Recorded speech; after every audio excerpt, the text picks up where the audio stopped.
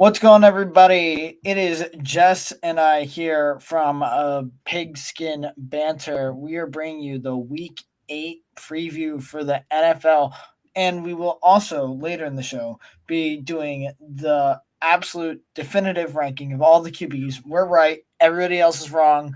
Ali and the other guys will not be able to join us today.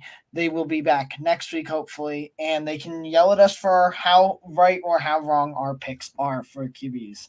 That being said, this week in the NFL, there's been a lot of agreement amongst the five of us, and so this preview is probably going to go by quick because I think a lot of these games are going to be one-sided. Unfortunately, if you wanted close games this week, this is not the week to watch the NFL, most likely.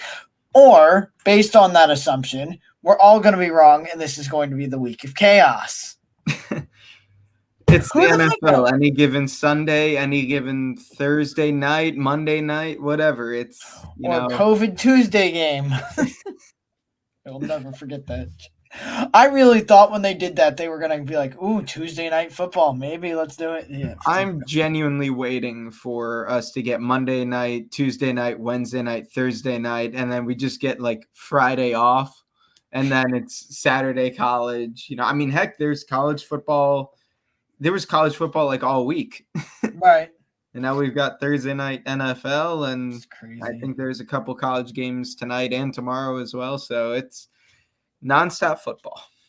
Nonstop football, indeed.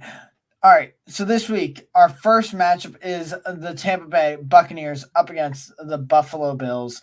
And this one, if I'm not mistaken, I don't know. Did anybody pick the Bucks in our group here? Shreyas appears to have picked the Bucks. All right, so I'm going to try and think of what his thinking was.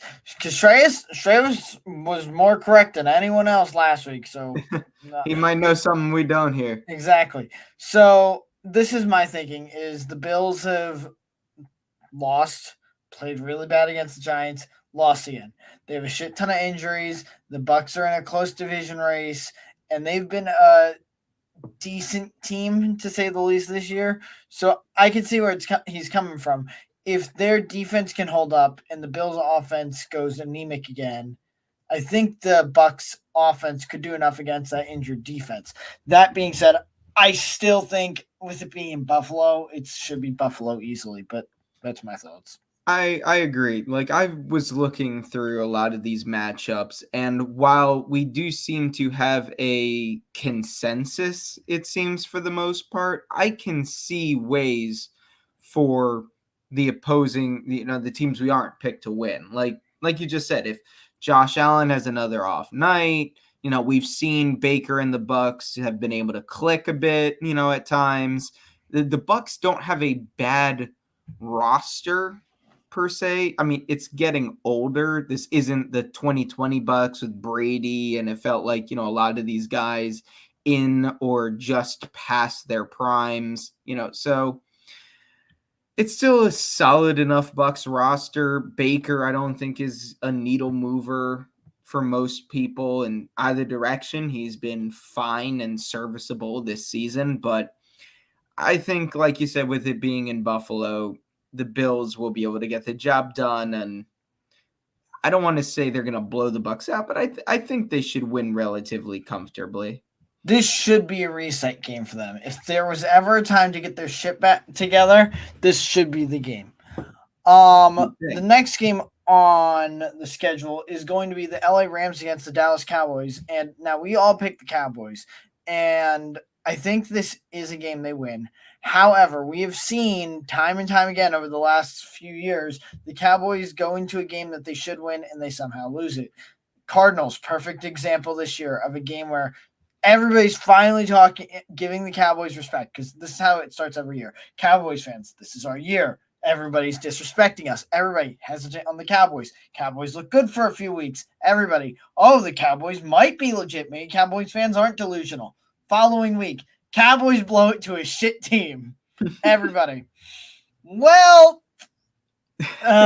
so while I do think the Cowboys should win this, with the Rams have been inconsistent, but when the offense is clicking, they're a good team. And so it feels like a game where if the Cowboys underestimate an opponent, they could end up paying for it. Look, so far the Cowboys haven't been able to beat the NFC West. But it's the reason everybody was so high on on the Cowboys defense was because of just how good their pass rush is. And the biggest weakness the Rams have, I'd say, is that offensive line. At best, it's young and inexperienced, and at worst, it's been, pretty darn bad. Cooper Kupp and Puka Nacua are great pieces, but as a Giants fan, I can tell you it doesn't matter who you have on the outside if that offensive line is getting beat every play. And we know what Micah and DeMarcus Lawrence are capable of. We know what that Cowboys defense can do to teams with weak offensive lines. Just look at what they did to each of the New York teams this year. Oh, for sure. But, the Cowboys secondary still is, especially after Diggs went down, it's a liability. It's easily their weakest unit, and their offense can get a bit narrow-minded at times. Like they're either just want to run the ball, even if that's not working, or they're going to throw it, but all they can throw it to is CeeDee Lamb for some reason, even though guys like Cooks or is it Ferguson, the tight end right now? I have no idea. I think Ferguson, something like that.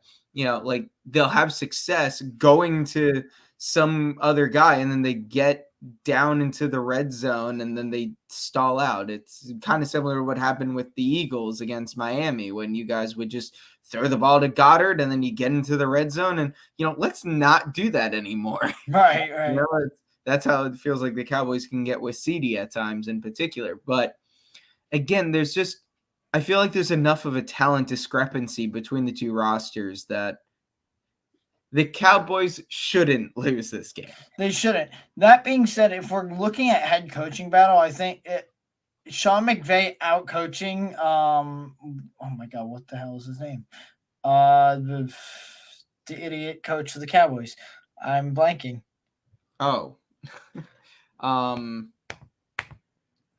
how the Green Bay coach? Oh my God, we are shameful right now. This is bad. I've only shit talked this man how many times? And oh my God, every week. Mike McCarthy. Mike McCarthy, that's the man. See, this is how much Aaron Rodgers contributed to that Green Bay team that nobody even remembers. I can't believe we forgot his name. Yeah, no, seriously. Oh my God, Sean McVay getting out coached by Sean McVay out coaching Mike McCarthy would not surprise me in the slightest. So yeah, I was about to say Mike McCarthy outcoaches Sean McVay. That's like the one definitive thing we know isn't going to happen. Right. That is the one reason I think the Rams might have a shot, but still, I'm not going to bet against the Cowboys. As much as that pains me as an Eagles fan to not bet against the Cowboys. Look, it hurts me every time I have to pick them. That's true. Shared hate for Cowboys right here. Alrighty. Next game, we have the Vikings, who are starting to look like they might be getting their shit together, even though they're without Justin Jefferson, which go figure, against the Packers, who look like they are headed towards the basement. This is going to be interesting. It is at Lambeau, so, you never know, and it's a division game. The Packers in the past have tormented their division rivals, but in recent years Lambeau hasn't had that same effect, and especially with Jordan Love, who the fuck knows.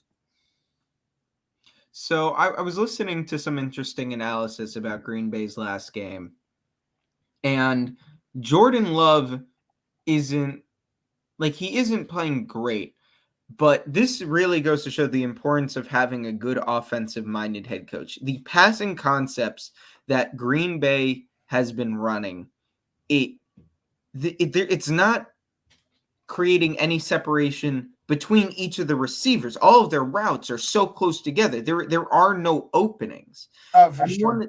And one of the quotes that I loved from back in the day, it was the NFL was when the Odell and Jarvis Landry were at their peaks, and they were interviewing them about their one-handed catches. and they kind of go into this thing about catch radius. And Eli was also being interviewed, and he was talking about how when you have a guy like Odell or just, kind of receivers in general, sometimes what you have to do is you have to throw them open. Like, even if the corner is all over them, you can throw it in a spot, it's like throwing it where only your guy can get it, Right. There's no opportunity for Jordan Love to even try and take a shot, because when you watch the film, they're just all so tightly together. Like, there's just no spacing on these route concepts. It's so bad. Now, obviously, that's not the case every play, and when you're a quarterback at the NFL level, you have to be able to take advantage of the opportunities you really have there, and Jordan Love hasn't done that the past few weeks, when it felt like he was doing that the first couple of weeks when they were winning a bit more consistently.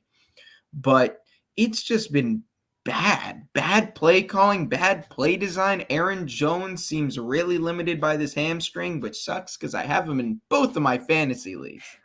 But that's not as important. I mean, it is important because I would say he's their best offensive playmaker. Oh, for sure. But AJ Dillon just ain't it. I'm sorry. Right. But, if Minnesota can get some things rolling, we talked about this on Tuesday, the NFC in that final wild card spot, it's wide open.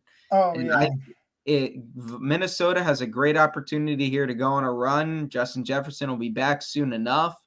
And, clearly Kirk Cousins has found something here with Addison as well. Definitely. I think the Vikings should win this. I think Green Bay fans might be tuning out by the end of the first half. I mean, they don't score in the first half, so they might not be tuning until the second half anyway, given how the season's and then they'll gone. tune right out once they see the score. Right. Especially Jair Alexander isn't playing. Oh boy. I don't know if he's expected to. They're fucked.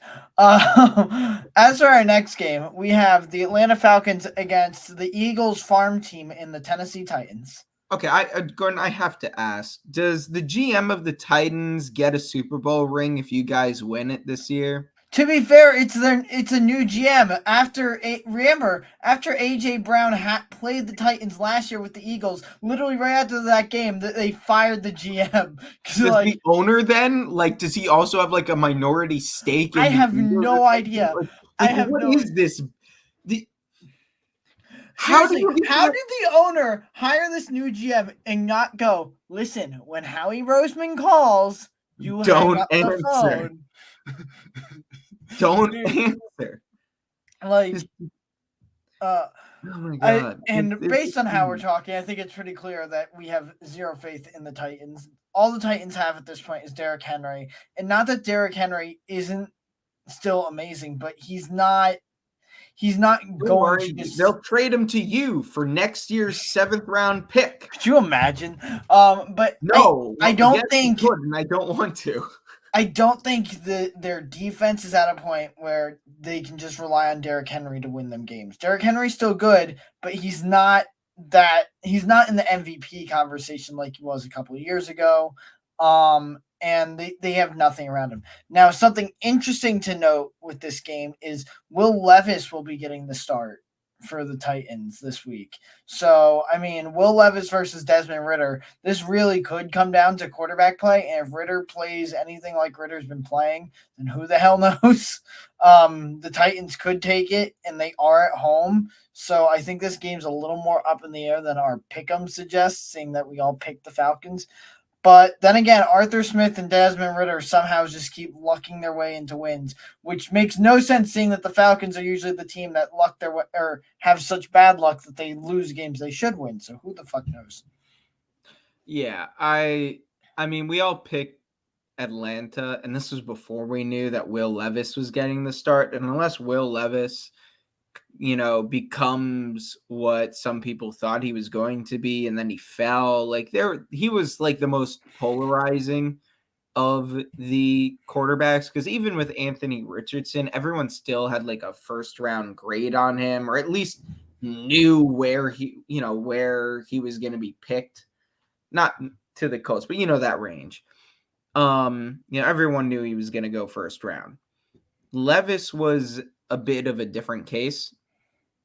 And I I thought he could be fine. I wasn't like super high on him coming out, and just how bad this team has looked, it's been something else at times. Like they've been like nearly shut out as much as the Giants have, it feels like. But this is a tough one because will Bijan actually get to play? Because if he does, I'll feel a lot more confident in Atlanta. Then But again, when they, then again, do they really use their top players to succeed? no, they do not. No, they do not. Arthur Smith is the worst head coach for fantasy owners. I am convinced. He makes comments about fantasy in his press conference, like, this isn't fantasy, I don't care. Which, And everybody fair. just shits on him. It is quite funny. I do think the Falcons end up walking away with the win here. Will I be surprised if they lose? No, it's the Falcons. I mean, a loss would never be surprising. Um, that being said, our next matchup is another matchup between an AFC and NFC South team, and that is the New Orleans Saints versus the Indianapolis Colts. And this one's being played in Indy. Now, I know we actually have different views on who's going to win this game, so this could be fun. I'm personally picking the Colts. Do I think the Colts keep getting? Did the Colts get fucked by the refs last game? Yes. Are the Colts maybe hated by the refs? Possibly. Then again, the Saints' offense has not looked good. Now, you could argue that they came back against the Jags last game, and if they make that catch, then who knows? They might have won that game. But all things considered, the Saints' play calling itself has, I think, been the biggest issue. I just think their play calling is kind of stale. And the Colts they're hanging in there in pretty much most of their games. They do have they're both teams are 3-4. I think the Colts have been more impressive in their losses than the Saints have been, though. So I'm going Colts, but this one's a toss up. Yeah, I'm going with the Saints. Derek Carr has not been good this year, but I still feel like I am more certain in what I'm going to get out of him than Gardner Minshew. Mm-hmm. Like Minshew, he had a good game against the Browns. It made no sense, but it's Gardner Minshew. He's fun. He's a great story. It was especially fun on the Jags. I'm not putting my eggs in the Gardner Minshew basket, as it were. It's with what Indy can do and what they do, it all just feels like it's a tier lower than the Saints. Like the Colts, I have a lot more faith in, over the next couple of years than the Saints. But for this game, I just feel there's a bit more certainty with the Saints, and I'm gonna take that over a hypothetical another phenomenal Gardner Minshew game. Fair enough. Yeah, that being said, our next game is the Patriots versus the Dolphins. This one is in Miami. Now, it is a division game. Belichick had a bounce back win against the Bills last week. He got his 300th win.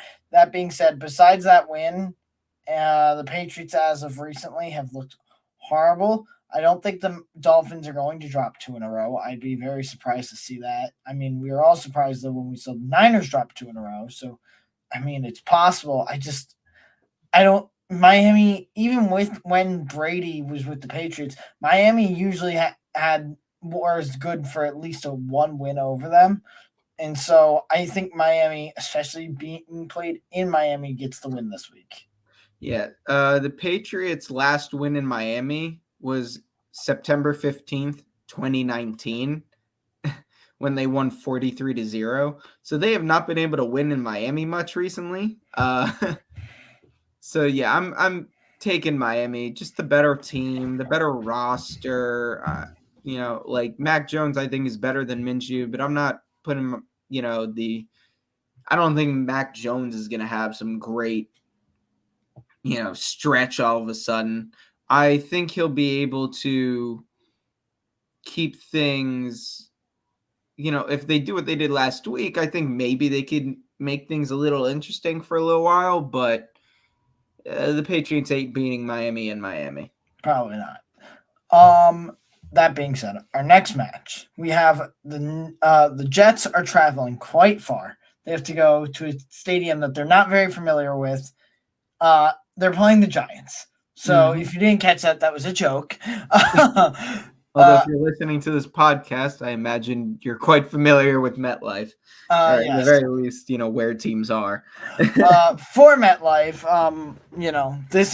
this could be an injury bowl. We'll see. It is MetLife, but Jets and Giants. This is one where we all picked the Jets, and I mean the Giants got the win last week against the Commanders, but I don't think the Jets are going to pull the Commanders. I really don't.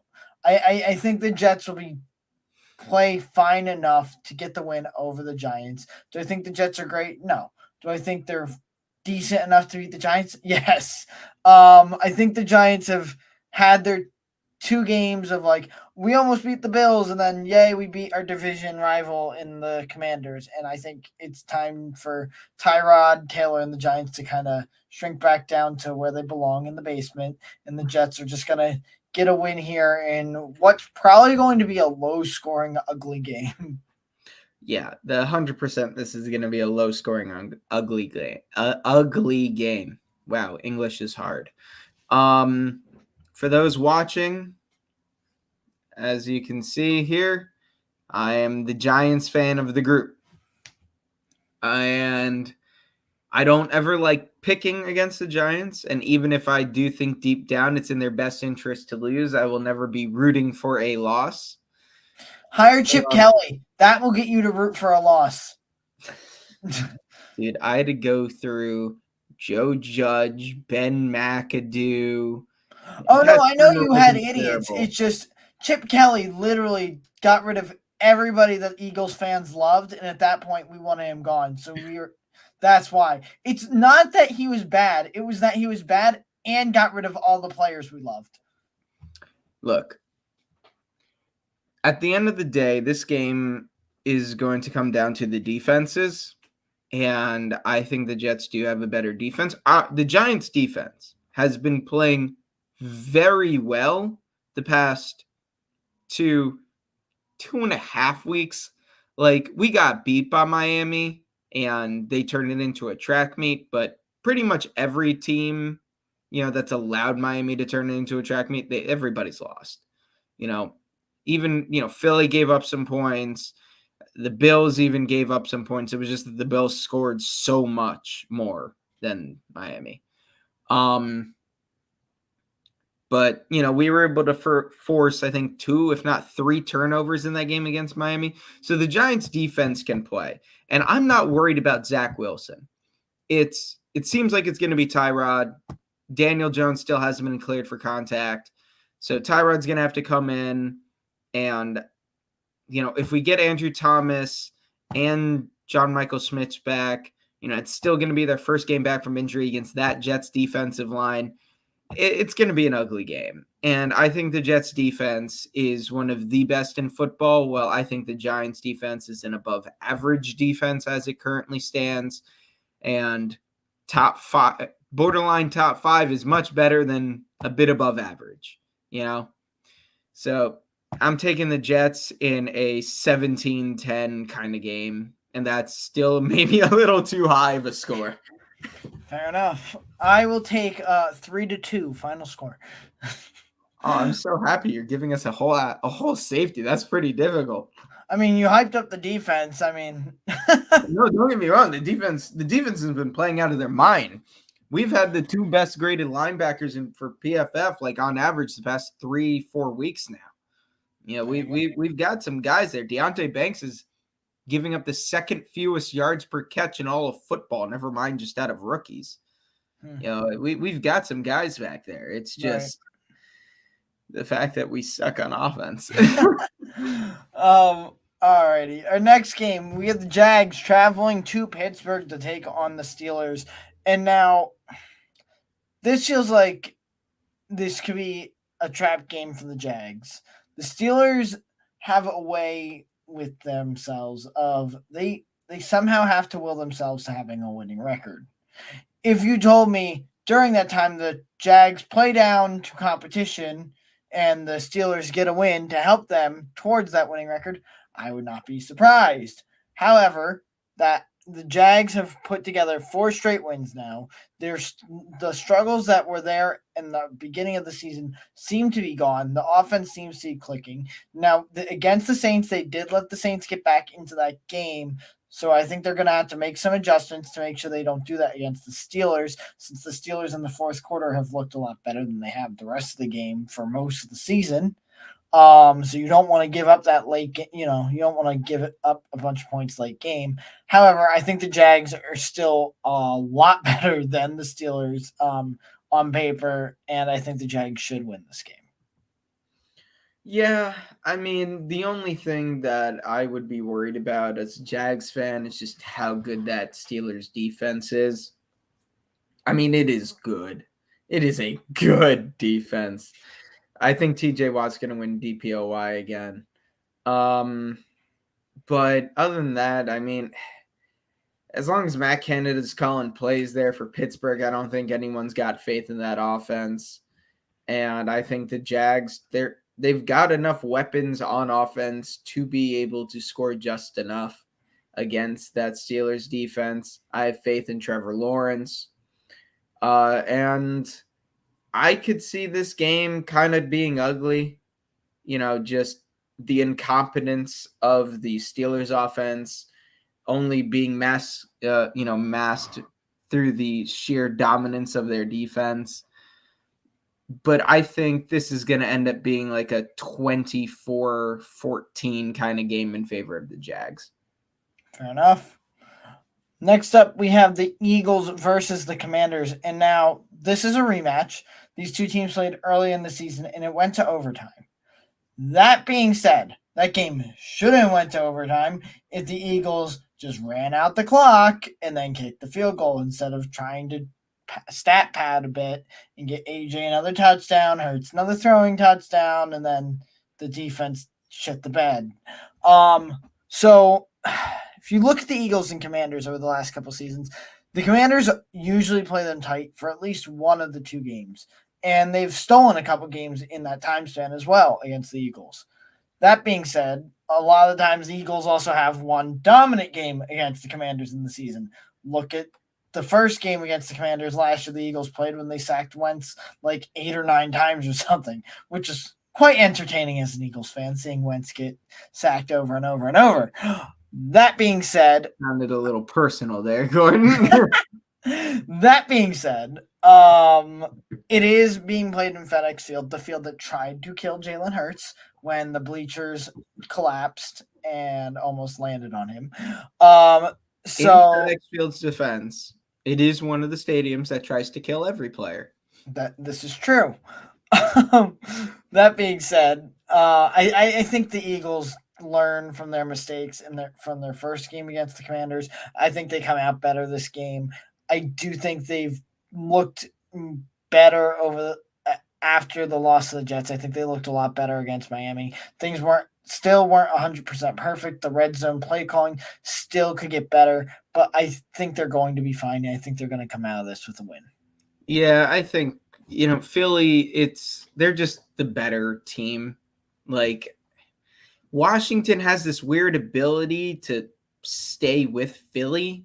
Like, the Giants over the past few years have been able to, like, this wasn't the case week 1, but like last year when the Cowboys beat the Giants, they were better games than you really would expect.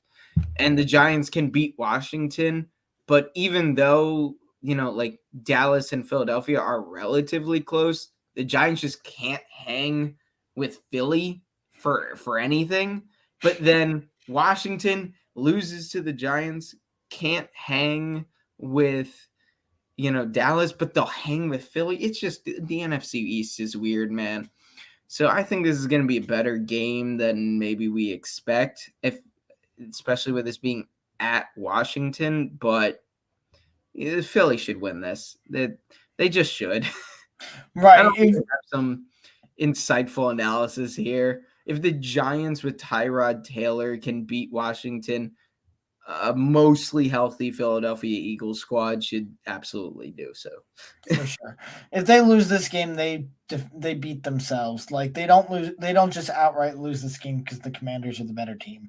They will have had to have beat themselves some way somehow for them to lose.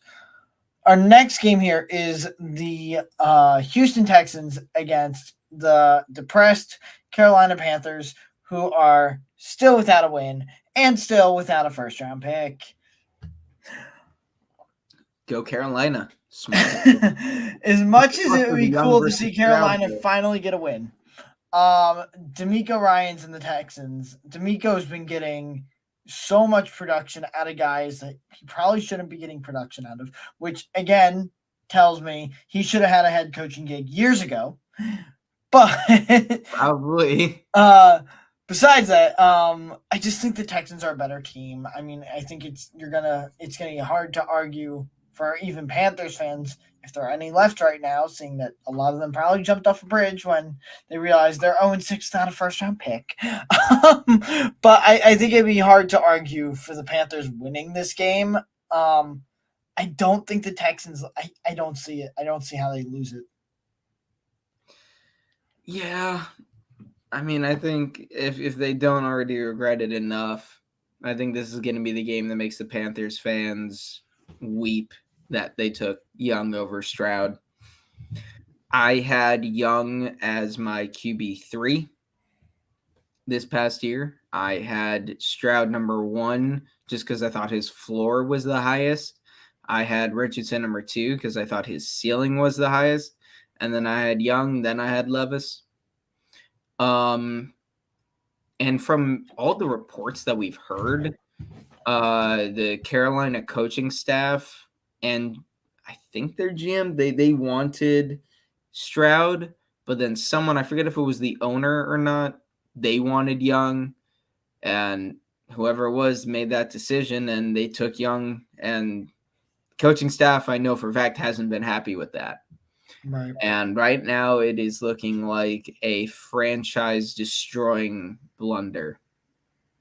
Like, because not only did they give up their first-round pick last year and their first-round pick this year in what is expected to be one of the greatest quarterback drafts of all time, they also then gave up their number 1 wide receiver. So it's not like Young has had a ton of pieces to work with regardless. I mean, it's just bad decisions all around for Carolina. It's biting them in the butt, and I think it's going to bite them in the butt this week. So I think they're dropping to 0-7, and Chicago's going to be jumping for joy. Yeah, the Panthers are to me what I thought the Cardinals would be this season. And the Cardinals are kind of what I thought the Panthers would be this season. I thought the Panthers would be bad. Now but I thought they were going to be scrappy and they were going to steal some wins here and there throughout the season. They've not been that. They have not even remotely close to that.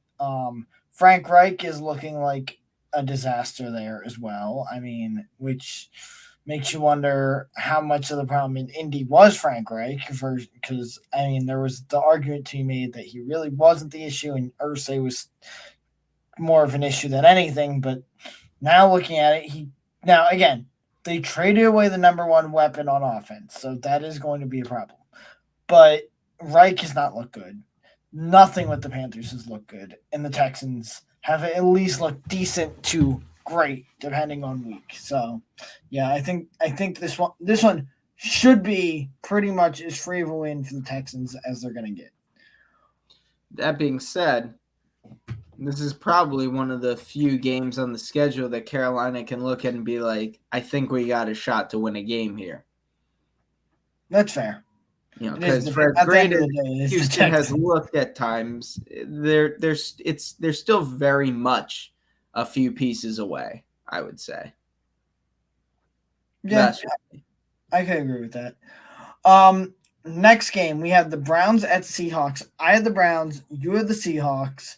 This should be an interesting one. Hopefully the refs don't get too involved. I think if Deshaun Watson starts and plays the whole game, Seahawks win. PJ Walker plays the whole game. He won't look great, but somehow the Browns will win because that seems to be what that seems to be the difference so far this season. I think the Browns' defense is a bit better than Seattle's, although I think Seattle's defense has not been getting the credit they deserve either. Um, I think it's going to be close. It should be lower scoring than the Colts game. I don't think anybody expected the Colts to put up that many points against the Browns. I don't think anybody expected the Browns offense to put up that many points with PJ Walker playing the way he did. So that game was kind of an enigma. I think this one is going to be low scoring. I think it's going to be tight. I think you're going to see two teams that are going to be scrapping their way at the end of the season for either a playoff spot or seeding or whatever it may be for a wild card spot. It's going to be two teams that are going to be in the hunt up until the end, and this should just be a good battle between a good AFC and a good NFC team. Yeah, I agree with that. The reason I picked the Seahawks is because they're getting healthier, they're getting pieces back. You know, if the Colts can put up points on the Browns defense, I think Seattle will be capable of doing so as well. But the difference is, even if they're not able to, I don't expect the Seahawks to put up nearly 40 on the Browns defense. I don't expect pretty much any team to be putting up near 40 on the Browns defense. But the big difference here is that Seahawks secondary is pretty darn good. The secondary is sorry, I got ahead of myself there and that completely ruined my train of thought. PJ Walker isn't going to be able to do to the Seattle Seahawks defense what he did what that Cleveland offense did against the Colts. The Seahawks are just a better team overall. I think that, again, as they're getting healthier, they're going to be getting better and better. Well, I don't think they're going to. I think they're going to give San Francisco a little bit of a scare here, for the division. Ultimately, San Francisco should run away with it. But for now, I think we're going to be getting into some territory here where Seattle maybe takes the lead for the division for a week or two from time to time. Who knows? I was high on Seattle coming into the year. I remember Ali took some issue with that. Some other friends of mine did as well. But overall, the Seahawks, I think, are just a bit more well-rounded right now. And again, for as great of a story as it's been, having PJ Walker at quarterback is not the answer for anybody. No, that's fair. It'll be close, but yeah, I think the Browns are going to get a win just because the defense. But I definitely see a world where the Seahawks win this game, especially with it being in Seattle. I do want to. I know it's not in our order at the bottom there. It's not the next game, but since we were talking about it, and there's been some news today about them, I want to talk about the 49ers Bengals game because it's now sounding like Brock Purdy is potentially not playing Sunday because of a concussion. Yeah, and apparently they didn't spot it during the game, which is weird, even though after what it looks to be the alleged play where he got the concussion, he basically looked like shit and threw 2 interceptions, which now makes you wonder, was that really Brock Purdy being bad, or was it Brock Purdy being fucking concussed? So probably a bit of both, but here's an interesting thing. I don't know if you heard this. Brock Purdy didn't display any symptoms until the plane. Until the plane, the flight back home. So, meaning he got hit in the head, displayed no symptoms during the game, allegedly, displayed no symptoms in the locker room, the ride back to the airport, allegedly, and it wasn't until they were in the air, and I guess the altitude started really affecting him, that's when, all the symptoms really kicked in for him. At least that's a story that's been released from what's been reported. So, chances are the concussion affected him at the end there. Maybe not as much as you would initially think once you see the play, realize what had happened before and then after. But, if it's true that the symptoms didn't kick in, then maybe that really just was him. I don't know. It's weird. Yeah, injuries are weird, man. For sure. Scary but weird. For this game though, in the head-to-head, I picked the Bengals. If Purdy doesn't play and it's Sam Darnold, I them doubling, tripling, quadrupling down on the Bengals. Um, Even though the Niners have weapons, Sam Darnold, I have zero faith in. I think the Bengals should look better this week. They're coming off the bye, a little more time for Burrow to get rested up. This might be the game where he finally looks like back to normal. We'll see. But I do think the Bengals take this one. And I think the 49ers are going to go on a bit of a skid here. So I had picked in our little hub, I had picked the Niners before all this news about Purdy came out. So as it stands right now, particularly without Debo, McCaffrey would be limited. I think I'm going to switch to pick the Bengals. That being said, I don't think anyone would disagree that if the Niners win, it's just because of how amazing their roster is. Like, if here's an interesting kind of take on this game, and I want to get your opinion on it. If Sam Darnold does well and they win, what does that say about Brock Purdy? Brock Purdy seeing ghosts. That's what it says. No, I'm joking. If Sam Darnold does well, then I think it does say that Brock is at least benefiting from the system they have there. Now, I'm not going to discount Purdy necessarily fully until we are to see how Purdy performs on a team without those kinds of weapons. There's no way to truly know, because he looks good with those weapons, but any quarterback, you could argue, would look good with those weapons. But say you put Mahomes on that team and he looks good with those weapons, but you can't argue that Mahomes isn't good without them. So it is weird. It's a tough spot. Any quarterback's going to benefit from that team. I do think Purdy's at least around the middle of the pack of the NFL for quarterbacks, and we'll get to that in a little bit here. But yeah, I think it takes a little bit away from him if Sam Darnold looks really good, but I don't think it would necessarily take too much away from him personally. Yeah, it's just like, we see Jimmy G leave the Shanahan system. He goes to the Raiders. He's terrible. Even guys like Nick Mullins were viewed as like, wow, what the heck have the 49ers found here for a little while? You remember Nick Mullins? Remember the legend of Nick Mullins, Gordon? Yeah. But yeah, I not gonna lie, I do think it would be like a little bit of an indictment against Purdy. Like, that's not gonna. I'm not all of a sudden gonna be saying that Sam Darnold is just as good as Purdy. We all know that's not the case, but like, I don't know. It would just have to be said that, if all of a sudden, like from Nick Mullins to Jimmy G to Brock Purdy, who, regardless of what you think about him, he is physically limited.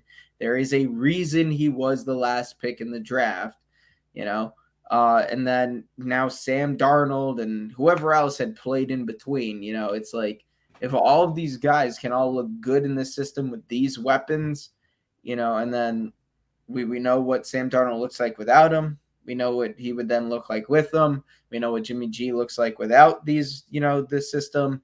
We know what he looks like with the system. Purdy, I think there would be a lot more questions raised about Purdy. Right. That being said, I do think people have always been a bit harder on Sam Darnold. Do I think he's a great quarterback? No.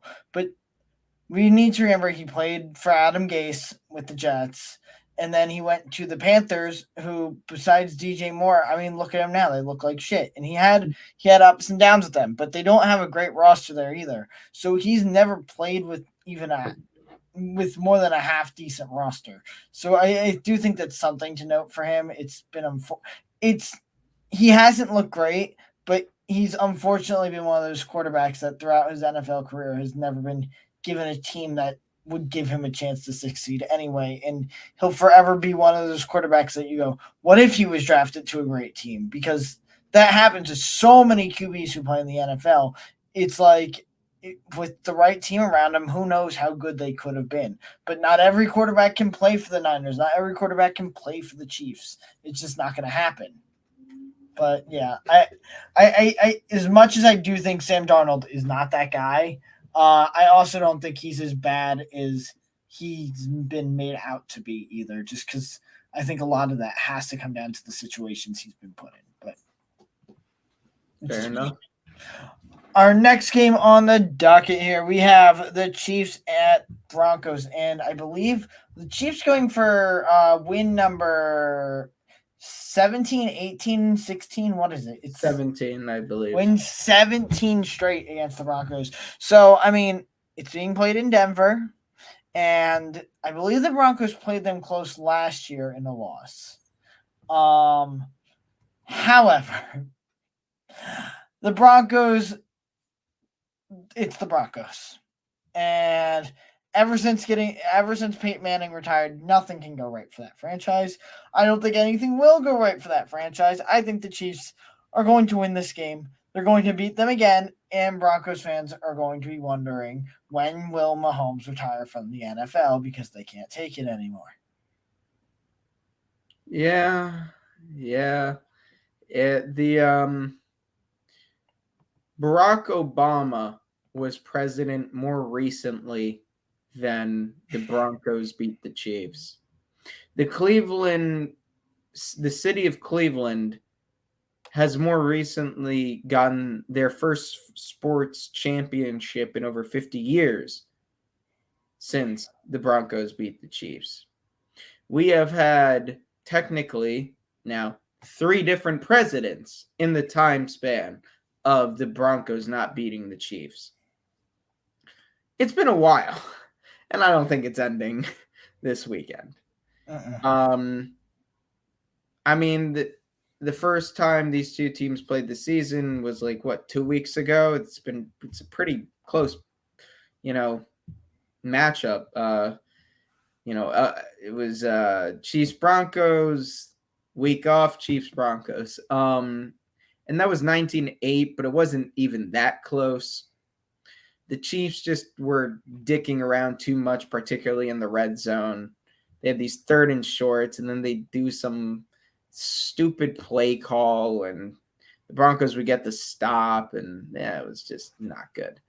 I don't think that's going to happen. I think the Chiefs are going to just come out, beat the brakes off them, and be done with it.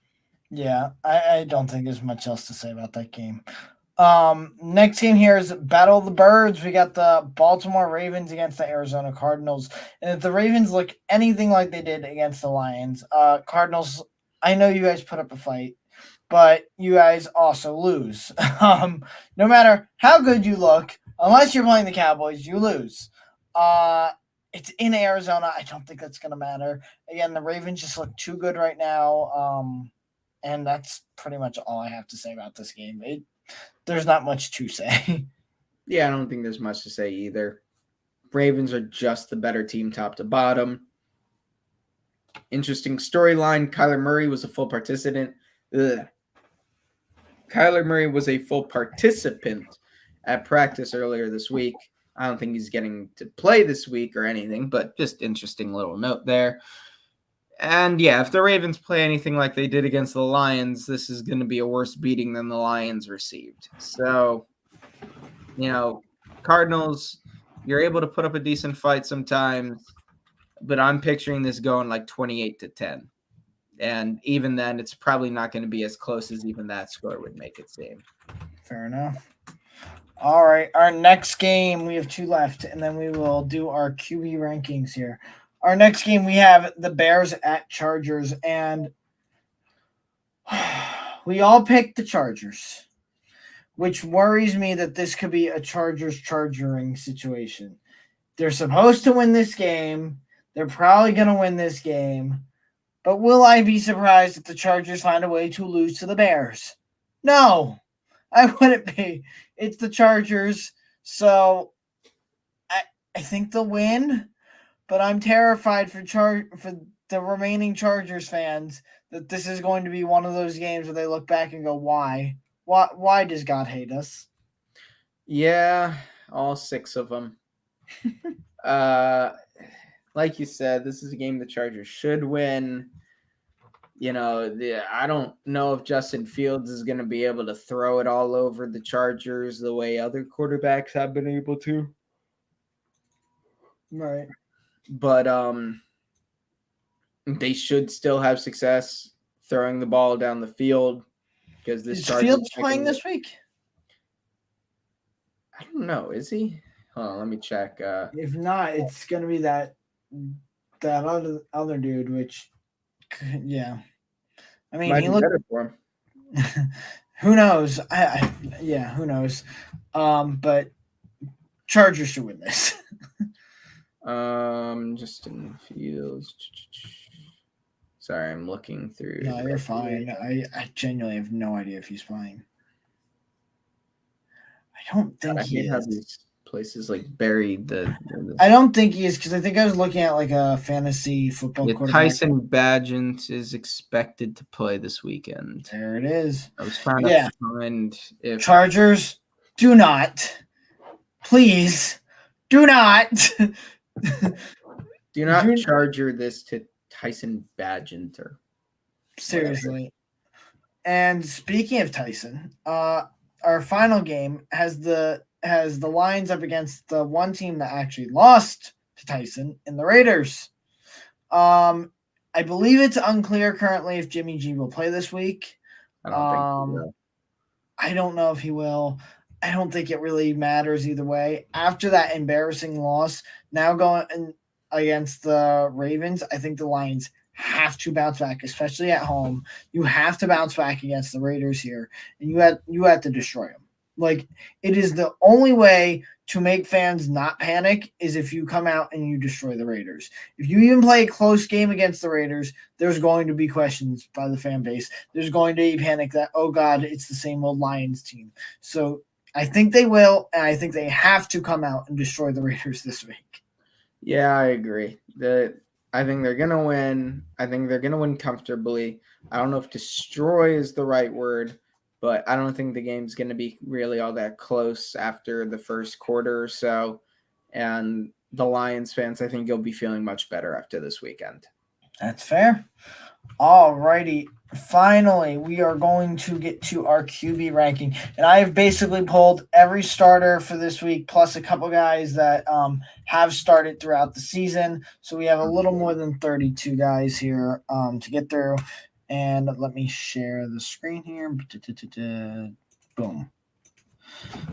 So that on the screen, and we will zoom this in. All right. We have our MVP category. So this is for guys that are going to be in the MVP race. We have our guys that are really great. So the guys that have been fantastic, but probably won't win MVP. We have the dudes that are decent. They're not hurting their teams, but they're also not like doing anything amazing. Subpar is for guys that are like, you could see the team looking to replace them eventually, but probably not yet. The bad tier is just this QB is bad. Bench is for anybody that should not be starting anymore. And there's a guy on the bench that should take his place. Spring football is for anybody that needs to get out of the NFL, and then retire is for guys that couldn't even make it in the XFL right now. So Patrick Mahomes, I think, is an easy place to start. Yes. He Spring should retire for the sake of the league. MVP easily. And I do want to base it off of how they've played so far this season and how we think they'll play the rest of the season. So while we can take past seasons into consideration, I want to rank current play as being like the bigger factor, just because I think that would be a better way of ranking these guys right now. But yeah, Mahomes, while he didn't look like Mahomes to start the season, they were still winning, and now he's starting to look like Mahomes again. So MVP. I mean, even when he wasn't looking like Mahomes, over the course of this whole season, he's still top 3 to top 5 in every single positive passing category. Yeah. So MVP, no doubt, that's where he's going. Joe Burrow. Based on how he's played this year, but also projecting forward, I think this is going to put him in decent. Yeah, well, I think Joe Burrow, if we're looking at his whole career, he's going to be great or whatever. Oh, yeah. But for this year alone, I think the best he can do is decent as of right now, unless he goes on an absolute tear after this bye week. Yeah, like But that's just for right now, decent I think is fair. Uh, I think Dak pretty much falls in the same tier because Dak has yeah, cleaned up. He's cleaned up the turnovers, but he also hasn't like gone out and been like he's the reason the Cowboys won this game. yeah, So 100%. Like especially those first few weeks, that was all on the defense. That wasn't him. That was the defense. But he's also not really hurt the Cowboys. except for that one game where Cowboy the It loss was to the the Cardinal game yeah where he threw a couple picks in the red zone or something. yes that was quite amusing watching Cowboy fans say we need to trade Dak. CJ Stroud, I'd argue he's been great for what his weapons are and what the expectations were. I think he's been great. Yeah, he's been great for a rookie. Um, this is why I wish there was a category like if we just had a good between great and decent. Let's That's do where it. I'd feel All very right. comfortable. And also that's where I'd add Dak. I'd put Dak in good rather than decent because Although I probably Joe put Burrow was like genuinely bad. bad. That's true. Which, he's trying to play through an injury, and it's not entirely his fault, but he has been genuinely bad at Yeah. times this season. He's had one great game, a couple good games, so decent. He's been fine. CJ, who is that next? Jordan Love? Jordan Love. There's no quarterback on the roster that I think he'd be benched for. And so while I Mhm. do think Jordan Love will eventually be a spring football quarterback, I think as of right now, I think he just goes to the bad tier as That's fine. the Packers have no other plan, like have nothing else they can do. Kirk Cousins has been great this year. If Kirk keeps playing like he did against the 49ers without Justin Jefferson, I think he could eventually work his way into the MVP conversation. But as of right now, I think great is fair. I Mhm. do think though, if he keeps looking as good as he did against the Niners without Justin Jefferson, that talk of Justin Jefferson's the MVP of the Vikings might go away. We got to remember this is his last year on this contract. Guys in contract years tend to perform better. So if Kirk Cousins ended up in the MVP conversation by the end of the season, it would not surprise me in a contract year. I mean, people the only reason I feel like Kirk Cousins has gotten the reputation that he's had is because of the primetime Oh, situation. for sure. Because like the joke is that like 1 p.m. Kirk Cousins is fantastic, and then primetime Kirk Cousins is terrible. So that's why when it balances out, you get the perfect definition of an average quarterback. But I don't think Kirk Cousins has ever been truly like viewed as like a bad quarterback. He's just No. always been mid. So you don't want to give him a ton of money, but you do kind of want to keep him on your team Right. because you're not guaranteed to get anyone as good as Kirk Cousins. Right. I think as NFC East rivals, I think we really saw how good Kirk actually was because I think a lot of the national audience would only watch him when he played in prime time because Mhm. that was probably the only time he would show up on their TVs. If that's the only time Yeah, you why get to would see a you watch quarterback play, Washington? right? If that's the only time you get to see a quarterback play, that's kind of gonna be your perception. So I've always been higher on Kirk than a lot of people, just because I've always thought he was better than the reputation he gets. And if he keeps playing the way he's playing, I mean, he could finish for as a top 5 quarterback this season. Yeah, I Yeah. don't disagree with that. Sam Howell is an interesting one where some weeks he looks great, some weeks he looks horrible. But he's also he's on pace for over 90 sacks. The record is in the mid 70s. So for that, I put him at decent. Like honestly, I'd put him at subpar because, like, let's be real, Sam Howell, that's true. even when he has been good, I feel like the bad with him has outweighed the good. Still, that being said, the he's probably better than we've seen because of how much pressure he's been under. Right. And as a Giants fan, I can sympathize with that. But same time, like he still would need to be better. Fair enough. All right, Stafford. Stafford's been good. Yeah, I want to say great, but he's had a couple games where he's not been. Would you rank him over Stroud and Dak, or would you like? How would you? I would feel more comfortable ranking him over Dak because of what Stafford has had to work with. Like no one expected Puka Nacua to come out and do what he's been doing, and he's been without Cooper Kupp for most of the season. Right. So, that still impresses me, especially being between his age, coming off of an injury-riddled season last year, and Stroud, he's just doing it with less. So what Stafford and Stroud have done compared to Dak is more impressive to me because more has been asked of them. That's fair. I feel like Derek Carr's one where I think we could see the bench eventually. Who's their backup? Isn't it Jameis? I think so. Just he's not been good, and he's pissed. He doesn't want that being. He's not happy there. Like I could see him pulling Mariota from last year and just walking away from the team and being done for this. Like just being like, I'm done. Like he is not happy there, and he's not been good either. Like I don't know. Yeah, Jameis is the backup. Sorry. Like I don't know if they necessarily bench him because they feel like Jameis is better, but I feel like it could just be a blow up with him and the team towards the end of the year. It's already heading that direction. It feels weird to say that Derek Carr should be benched. But I don't entirely disagree. Fuck it, let's do it so that the guys yell at us. That would be fun. Fair enough. And you want to know what's crazy? I think Russell Wilson could also end up being benched. Because I don't think he's the issue there, though. He's not the issue, but I think he's going to be the sacrificial lamb. I don't think to the bench. I think he's gonna be I think he's gonna get cut this offseason, and I do think he'll get cut. I think they're going to want to look at what else they have.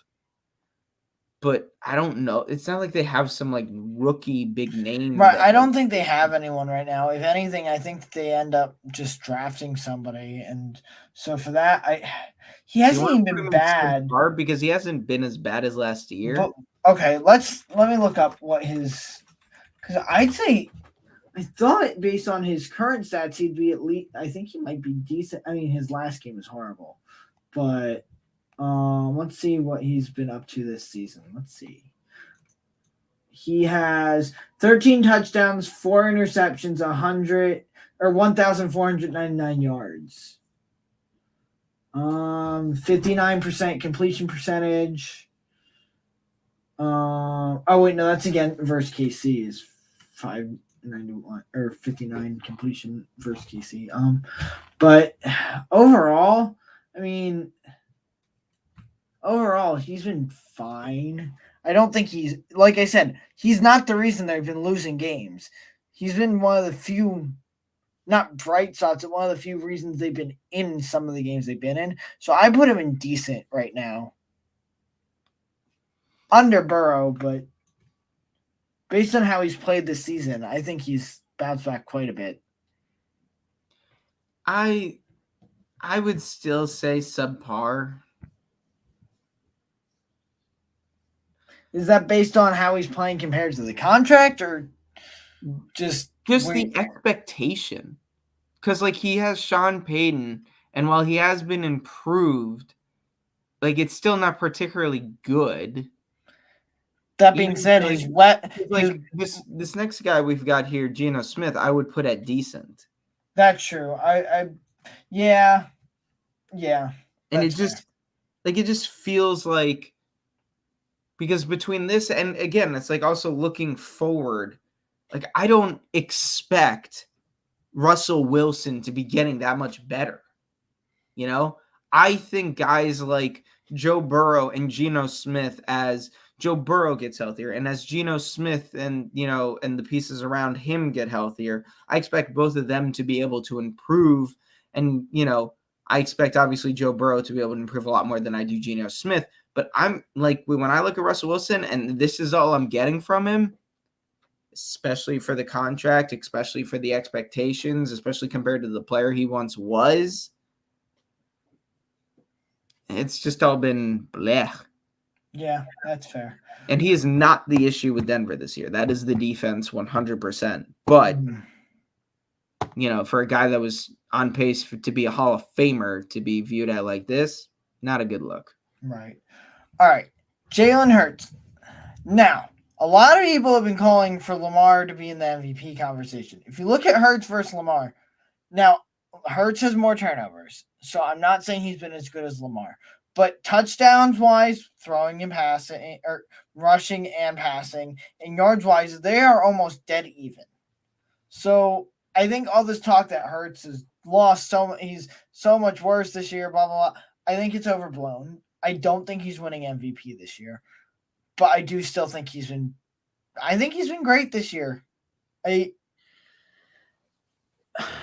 think he's been. I think people are underrating how he's been performing because they expected the Eagles' offense to be they expected them to be unstoppable this year, and just because they haven't been unstoppable, people are now saying he's bad or eh.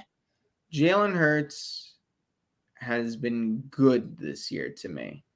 I think the turnovers are concerning. And while I do expect the Eagles offense to find its groove, because again, from how you've discussed it, how other Eagles fans have talked about it, you guys you're still figuring some things out. Yeah, I think it's Brian Johnson mostly. The turnovers can't be ignored because without them, there's a very real chance you guys are far and away looking like the best team in all of football. And Devontae Smith hasn't helped with some of his drops, but with what he has around him and what he did last year, he has not lived up to expectations. So that's something else. The interesting thing is, again, if you turn over Jess, I understand. If you look at the Eagles' offense, though, from this point last year versus this year, the stats they're almost dead even. They're almost exactly in the same spot. Except for the turnovers. But I think this idea that I'm not saying he's been bad. I'm just saying I don't know if I can put him in great, especially since, and you will be able to give this answer a lot better because I genuinely don't know this, but how many of those rushing touchdowns are, the tush push? That is fair, but part of that is also his ability. It's not just the line; it is also him. Being able to squat 600 pounds has helped him a lot with those plays. Jess, I'm telling you right now, if you put certain quarterback, look at Minshew last year. They tried the tush push with Minshew with the same exact old line, and he wasn't getting it. That is evidence enough. You can make that face. He's not a part of it. You can make that face all you want. If touchdowns do you think Tom Brady had in his career that were just QB sneaks? You just don't count it the same way. It's like the way people talk about what's his face, the running back from the Lions last year, Jamal Williams, who got all the touchdowns, but they were all 1, 2, 3 yard rushing scores. Just because he leads the league in rushing touchdowns doesn't mean he belongs in that upper echelon of rushers. So when maybe a lot of these, I wish Shreyas was here to tell us, but how many of Lamar's rushing touchdowns are these, 10, 8 to 12 yarders in the red zone on a QB draw compared to, you run the ball down to the 1-2 yard line and then you just tush push for 2 plays after 3rd and 4th and goal. It's just different. And yes, obviously a rushing touchdown is going to go on that stat sheet. Whoever has them is going to get those fantasy points, but it's just different. And that. Different than running for 10 yards, yes. But to even discount it at all, like I'm not discounting it. I'm just all adding I'm some saying is context Minshew to it. couldn't do it behind the same exact O line. So Yes, and Minshew does.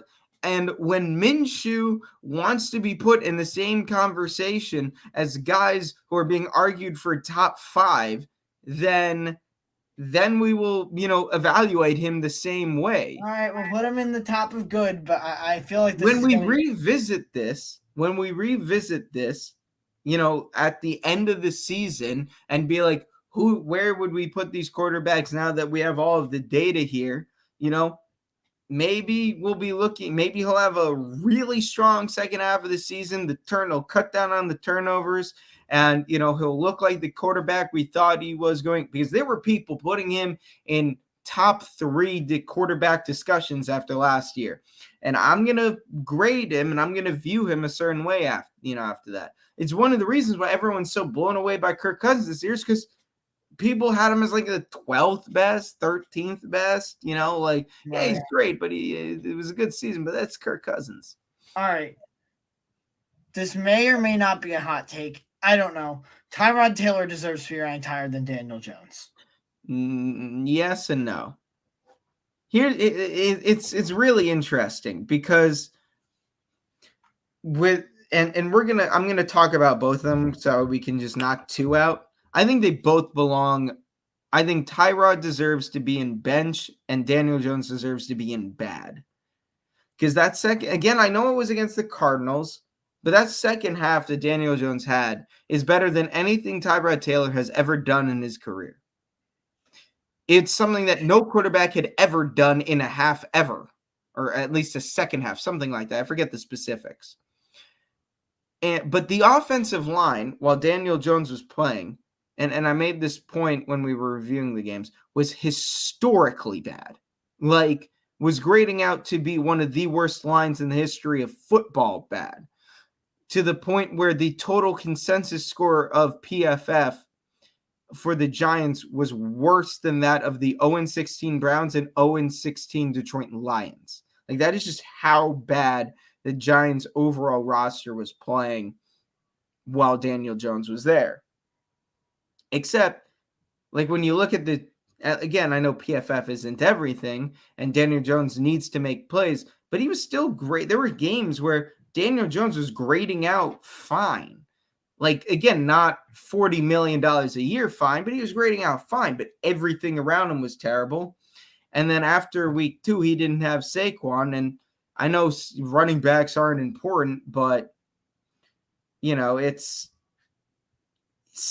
are certain running backs that are just different, Right.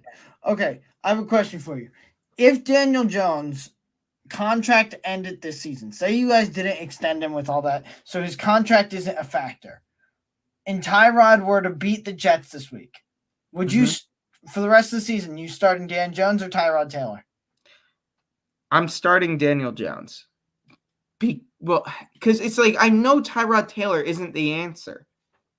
Tyrod Taylor just managed the game. Okay, like we're talking about how, oh my God, the Giants look so much better. We put up a total in the past 2 games of 23 points. This is now, true. Had the Giants offense looked the way it did in the second half as it did in the first half against the Commanders, I'd be talking about this a lot differently, and I'd be saying, yeah, Tyrod Taylor, our 2 best offensive linemen on film, the most technically sound offensive lineman against Washington, who has a good defensive front.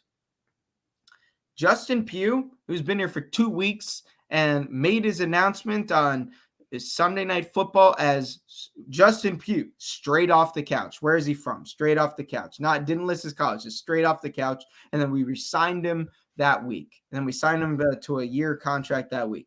And then Tyree Phillips, who spent the last 6 weeks on your guys' practice squad, comes in and is immediately the most technically sound, one of the 2 most technically sound guys. So our 2 most technically sound offensive linemen have been here a combined 2 weeks. That just goes to show how bad the coaching has been for this offensive line. Bobby Johnson needs to go. But that's what Tyrod has had to work with. Technically, 2 guys who are technically sound. Andrew Thomas, we've had for 1 week. JMS has been gone since the Seattle game. Like Daniel Jones, I could live with putting them both in bench just because Tyrod is fine, but is clearly not the long-term answer, and that's just how bad Daniel Jones has been. But Daniel Jones, neither of them have had much to work with. But again, it's not like either one of them has played well. All right, we'll put them there for now. I'm sure this will get interesting next week. The debate between Tyrod and Daniel Jones. Minshew, he's been better than Love and Daniel Jones, I'd argue, but I don't think he's been better than Sam Howell. But again, he's a backup quarterback coming in. The system wasn't designed for him. It was designed for Anthony Richardson. So for that, with how competitive he's kept them, I put him in subpar under Sam Howell. He has this year. Let me see what he's done this year. For having to play for an offense that wasn't designed for him, he went 19 of 23 against Houston for 171 yards and a touchdown, no picks. And then against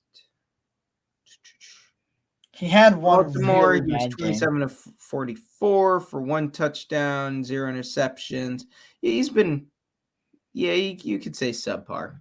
I'd say subpar under Sam Howell.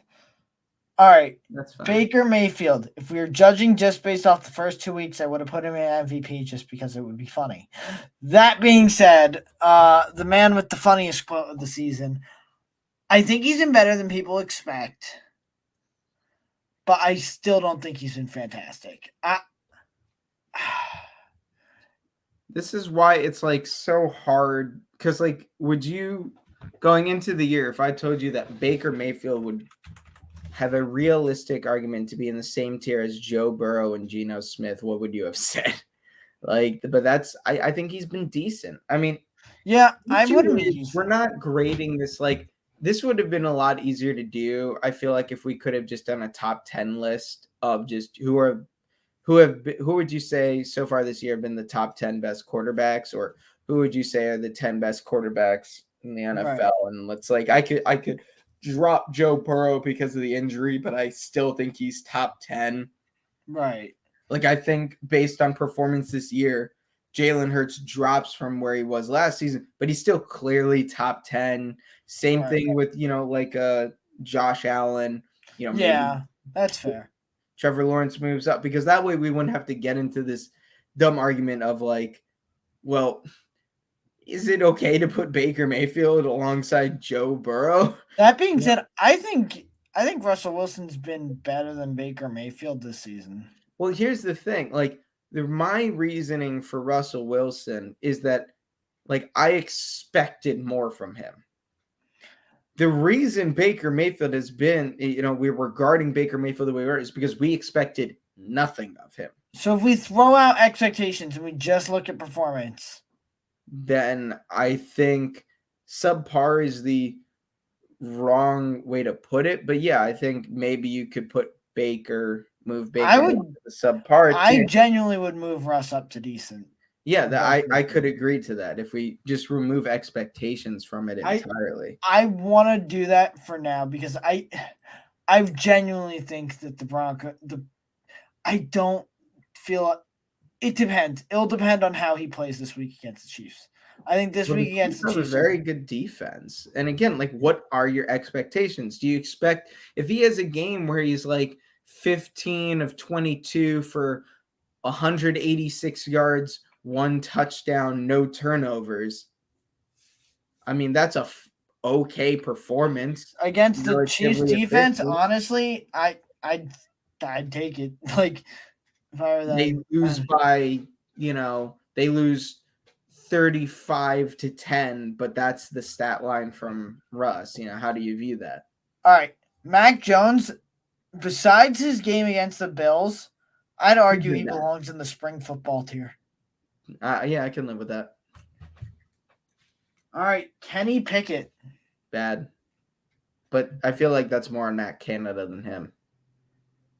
Honestly, because he ignored Matt Canada and called a game-winning touchdown, I'm putting him under Minshew just because of that thing with Matt Canada, because I find it funny. Fair enough. Ritter, also spring football. Fair enough. Yeah, I'm not gonna argue with that. And I think he's been worse than Mac Jones. Jimmy G, spring football. Yeah. Oh He's my missed God. time, and he's still leading the league in interceptions. Jimmy G is definitely one of those guys. Yeah. All right. Where would you put Jimmy G versus Mac Jones and Desmond Ritter?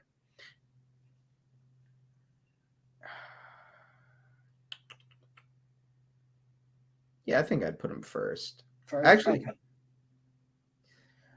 yeah, it's fine. Yeah. All right. I think Josh Dobbs goes right over Kenny Pickett. I genuinely Again, think like, are we with viewing this? everybody expected them to go 0-17 and blown out week in, week out. Josh Dobbs has come in and done way more than he ever should have with that roster. That's fair. Yeah, I guess you could put him right over Kenny Pickett. All right, Kyler has yet to play, but I believe he's playing this week, so I'm gonna I have don't him. think he's gonna play this week. There's I think they're gonna right. keep him out this week, give him a full week of practice, and then throw him. So we'll keep him at the bottom for now. So I will move him to the end here. Yeah, let's get some of these easy ones out of the Sam way. Darnold, I'll move to the end. Will Levis, I also have to move to the end. All right. Bryce Young. Bad. I put him. Oh God. I'd put him above DJ, but behind Jordan Love, because Jordan Love has still been able to lead his team to some wins. I think Zach Wilson still belongs on the bench. Like, he's extended his career, but I think he and Daniel Jones are heading for the same place. Career backups that you wouldn't necessarily hate to have. Right. As long as there's enough talent around them. All right. Josh Allen has been, I mean, he's been the only reason that offenses look good, but he's also been part of the reason they've lost. Yeah. So I would say decent. Really? I'd still put it. You'd still put him in good? If Dak isn't good, I'd put Josh Allen over Dak. Yeah, fine. I put Josh Allen over Dak. That one I'm going to be interested to see how people respond to. All right, Deshaun Watson, retire. That's not even like obviously you can't ignore the off the field issues, but even if you do, between that contract and just how bad he is, and now all of a sudden these injuries are piling up, like he should just retire. All right, now this is not meant as disrespect for PJ. I want to put him at the top of spring football because that is where he can go succeed. Yeah, that's fine. Because if he goes to spring football, he's MVP over there. So I just want him to go back to spring football so he can be elite. Fair enough. I just want him to have really good film. Justin Fields. Oh, see, with his recent performances, I'd say right under Kenny Pickett. Yeah, I can live subpar. With that. If he didn't have the recent performances, I think he'd be bad, but subpar. All right. He has one game to his name, and he looked decent enough against the Raiders. Put him on the bench. Yeah, that's fair. Top of bench, though, because he looked good. Yeah. He's filled in quite well. Right. If he wins again, it would be funny to put Fields on the bench. All right, Lamar. MVP for this year. MVP. Yeah, he goes to MVP. All right. Oh, God. I never realized how much Tannehill and Levis look like each other. Jesus Christ. Well, Levis hasn't played yet. Right. We'll leave him there. Tannehill. Bad. Yeah, it's bad. He's been bad. I'd argue he's the worst of bad. And if Levis has a good week this week, he goes to bench. Yeah, not going to argue that one. All right, Justin Herbert. He by himself has been good, but the issue with Herbert is that I think he should either be in decent or good. I think top of decent or under Dak and good. That would definitely be where I'd be putting him. Let's go top of decent because, like, I know we said we're going to ignore the expectations, but he should be doing more. Right. They're not losing because of him, but he's being paid to elevate in a way he just hasn't been able to. All right.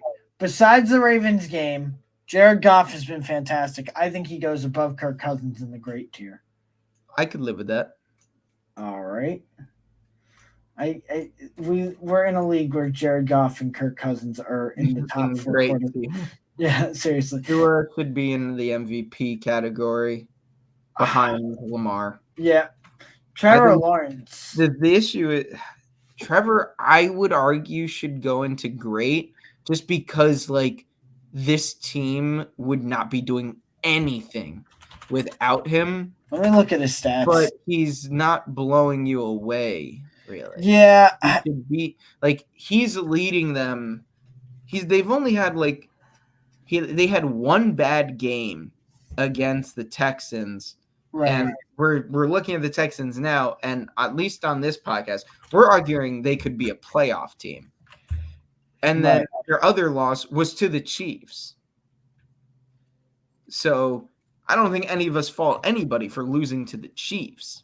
Right. Jesus. Where I think he goes right above Stroud in the good tier, but because his stats aren't that impressive week in, week out, he's been good, but I think there's. Then I think he should be. Hurts has had better. Now Hurts has more weapons, better offense, but Hurts has been more. Hurts has just everything. The issue is there's only one quarterback in the league that you could even begin to approach the argument has as much or more around him than Hurts, and that's whoever's starting that week for the Niners. Right. So I would, if we're putting him in good, I would say he should be in the top of good. But like I know as an Eagles fan that's I genuinely think he'd go under Jalen right now.